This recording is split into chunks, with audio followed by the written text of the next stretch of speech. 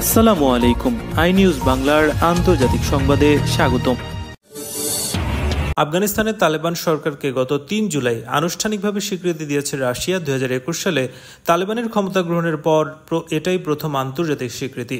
Russia বলছে এই সিদ্ধান্ত দুই দেশের পারস্পরিক সহযোগিতা বাড়াবে। বিশ্লেষকদের মতে আফগানিস্তানে স্থিতিশীল সরকার এবং নিরাপত্তা নিশ্চিত করতে রাশিয়া দীর্ঘ পরিকল্পনার অংশ হিসেবে এই পদক্ষেপ নিয়েছে। রাশিয়া ২০১৫ সাল থেকে তালেবানের সঙ্গে যোগাযোগ রক্ষা করে আসছে এবং মস্কো ফরম্যাট নামক ফোরামের মাধ্যমে সম্পর্ক জোরদার করছে। বিশেষজ্ঞরা বলছেন, আফগানিস্তান যেন যুক্তরাষ্ট্রের প্রভাবের আওতায় না পড়ে সেটাই মস্কোর অন্যতম লক্ষ্য। তবে তালেবান সরকারের মানবাধিকার পরিস্থিতি এবং অন্তর্ভুক্তিমূলক শাসনের অভাবের কারণে এখনও অনেক দেশ তাদের স্বীকৃতিতে নারাজ। বিশেষজ্ঞ ওবায়দুল্লাহ বুরহানির মতে, রাশিয়ার স্বীকৃতি তালেবানকে সংস্কার এবং আন্তর্জাতিক অংশীদারিত্বের দিকে এগিয়ে যেতে উৎসাহ দিতে পারে। অন্যদিকে তালেবান বিরোধী শক্তিগুলো স্বীকৃতির কড়া সমালোচনা করেছে এবং এটিকে আঞ্চলিক নিরাপত্তার জন্য হুমকি বলে আখ্যা দিয়েছে। আন্তর্জাতিক স্বীকৃতি পেতে তালেবানকে এখনও বহু চ্যালেঞ্জ মোকাবিলা করতে হবে।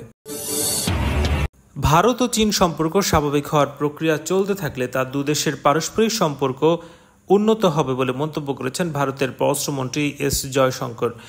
চীনের রাজধানী বেজিংয়ে পৌঁছানোর পর চীনের উপরাষ্ট্রপতি হান ঝেংয়ের সঙ্গে বৈঠকে কথা বলেন তিনি। বিবিসির এক প্রতিবেদনে বলা হয়, সাংহাই কোঅপারেশন অর্গানাইজেশন বা এসসিওর পররাষ্ট্রমন্ত্রীদের বৈঠকে যোগ দিতে জয়শঙ্কর চীনে গেছেন।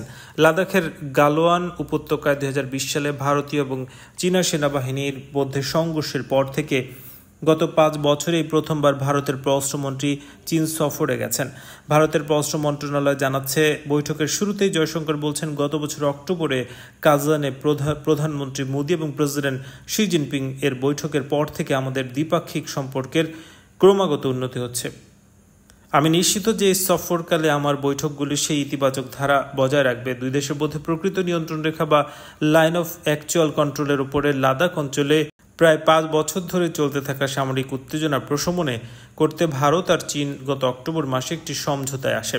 তার ঠিক দুদিন পরই নরেন্দ্র মোদী ও শি জিনপিং বৈঠক করে সিদ্ধান্ত নিয়েছেন যে দীর্ঘমেয়াদী সীমান্ত সমস্যার সমাধান এবং দ্বিপাক্ষিক সম্পর্কের উন্নতি ঘটাতে বেশ কিছু পদ্ধতি আবারও চালু করবে দুই দেশ। বৈঠকে ভারতের পররাষ্ট্রমন্ত্রী আরও উল্লেখ করেছেন, দুই প্রতিবেশী দেশ কূটনৈতিক সম্পর্ক স্থাপনের ৭৫ বছর পূর্ণ করছে এবছরেই।